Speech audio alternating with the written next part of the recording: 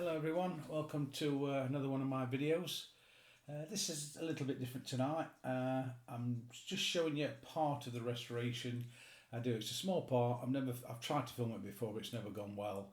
And by the time I had chopped it up and got it to fit a 30-35 minute video, it wouldn't have demonstrated it very well. So I just thought I'd just show you this bit first and let you have a look on how you put a mainspring in a wristwatch. It's the same. It is a Seiko, but it's not different to any other. You know, if you're putting a spring in a Rolex, as long as it's an automatic Rolex, a self-winding watch, it's all the same principle. So there's no difference there. But I just, as I said, I just didn't want to chop it all up. So it's slightly out of sync, but it's the mainspring what's running this watch you're looking at now. So it ends abruptly because it was going to be part of the main thing.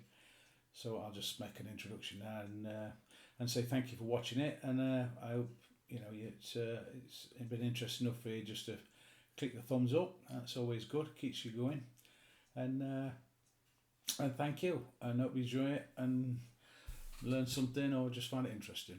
Thank you. Okay, what I'm going to do now is attempt. I've attempted this before and it's never ended well.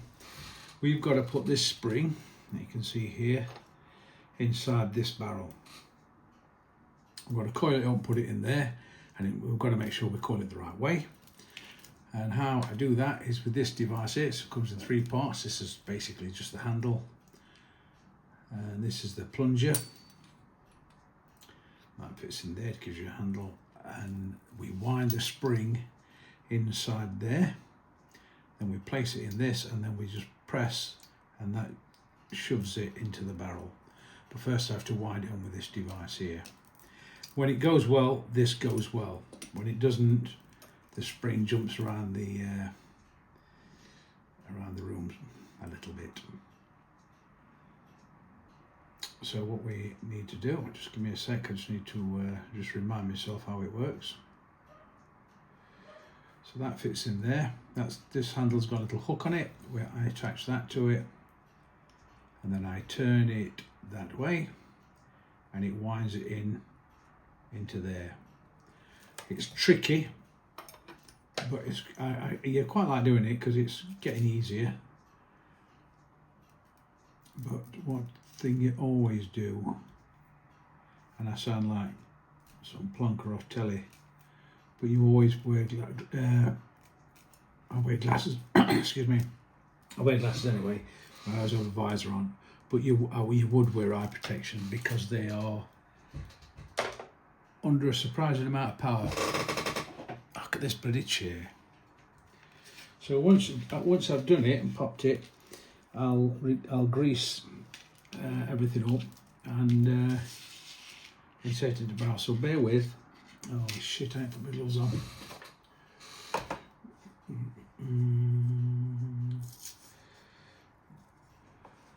Grease off your fingers and stuff on it. It's a bit of a pain, to be fair. Quite often I forget and just carry on, but then I moan that the watch is not right.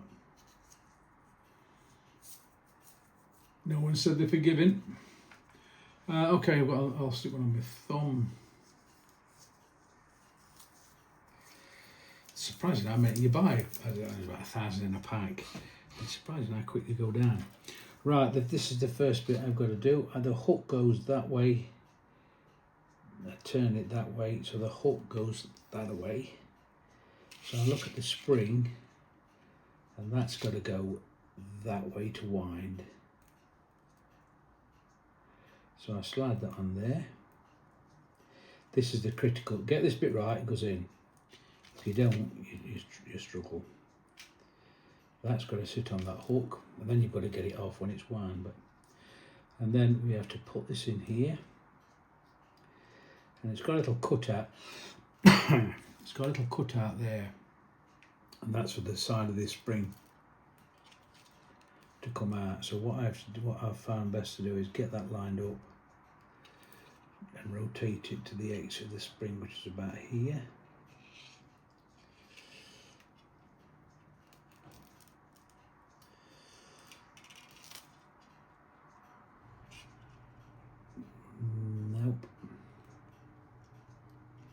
that's it, that's in there. So we wind, and that seems to have picked it up okay. That's good. So I just wind it in, and it's got what we call a bridle on the end.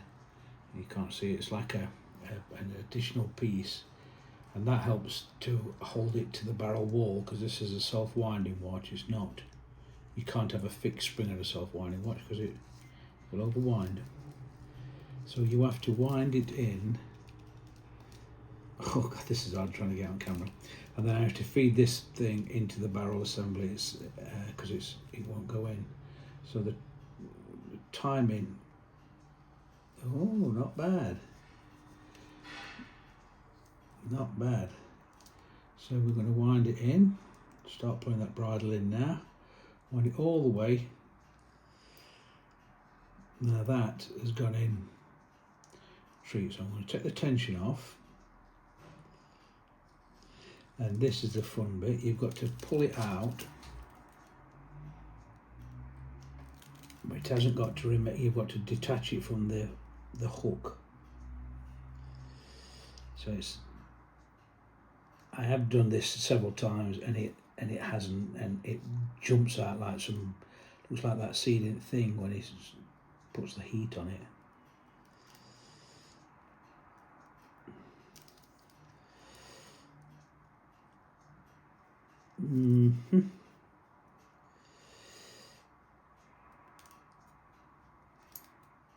It's not so bad once you get it out a little bit, because once it's off it's not coming off the hook. I can see it coning up in the middle. Tricked me.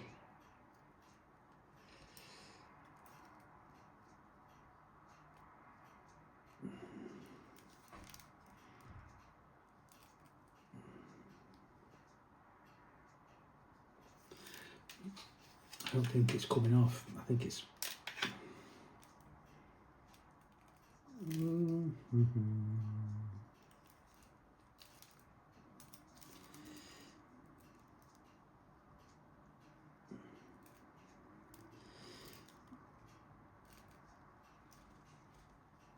Yeah, it's stepped up about 1 millimetre. I've got to.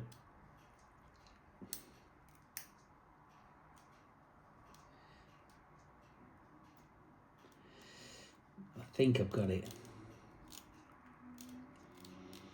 Jesus, you watch bloody the guys doing this. It looks like a 10-minute. It's a 10-second job. It's like an unexploded bomb for me.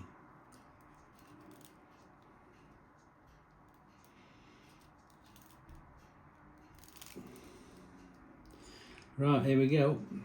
Could be eyes. Yeah, it's coming out.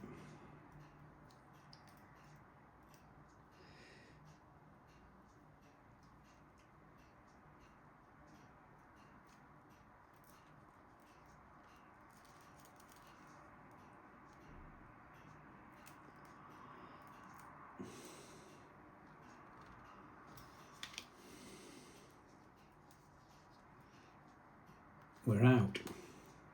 Oh my word. So there's the spring. It's all coiled up, and it's the right way. It's the wrong way in there, but we're going to invert it. We'll pop it in barrel. So all I'm going to do now is put this in this handle. When I was doing pocket watches, you could wind it in by hand, it were alright, but these are far too small because the sidewall's only 1 millimetre. Oh, goodness gracious. Right, so apply some grease. And I always over grease this, and despite my best intentions right now, is like, I'm not going to over grease it, I will over grease it. So it's just a few spots in the barrel.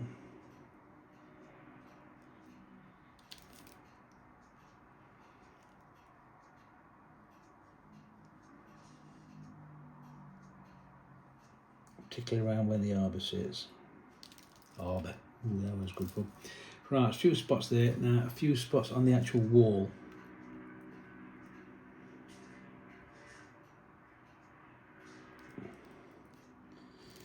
Because it rubs on that bridle what I spoke about So you just don't want, it's got to have some sort of, I mean, you do want it to be quite, have a bit of friction there to stop the spring from rotating. But if you don't grease it, you just get excessive wear. I have seen a Swiss watch, an old Swiss watch, and I thought it was a perfect solution. And the sidewall was like ribbed. And had splines in it, so it gave it a little bit more resistance. There, I'm bordering up the too much grease. There we go. And just for a few spots on the cap here.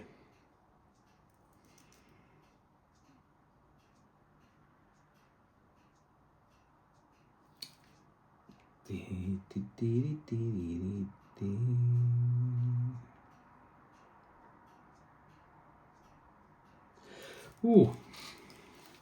Right, this is the best bit. If it goes right, I'll just check my angle on the film for the centre. Yeah, it's not bad. Oh, I think I'm recording that. So, that's all done. So now you've got the rewarding bit.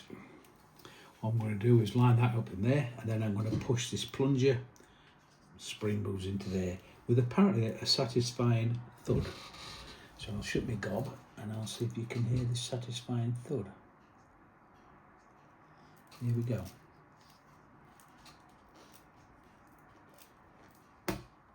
Ooh, a satisfying thud. Oh, more like a click. And there you go, that's in. You pick that up. Just check anti-clockwise. Yep, it's anti-clockwise. And there you go, the spring is in there. The arbor, I fanny about with that and it always damages my tweezers. But that's straightforward really. So that's pretty good. Let's make sure it's nice and flat. The spring was in good condition, I didn't replace it. There no need, it was flat. And I could tell when I was taking the wind off, it was nice and even. You get a bit of a feel, I think. So we'll put the harbour in, and that is that the arbor, i.e. spindle,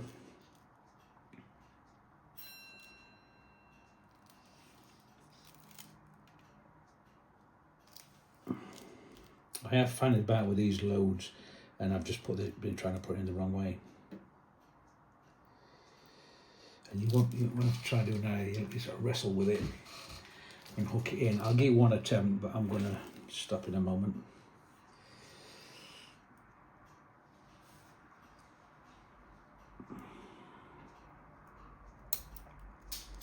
There you go, I'm going to stop. Okay.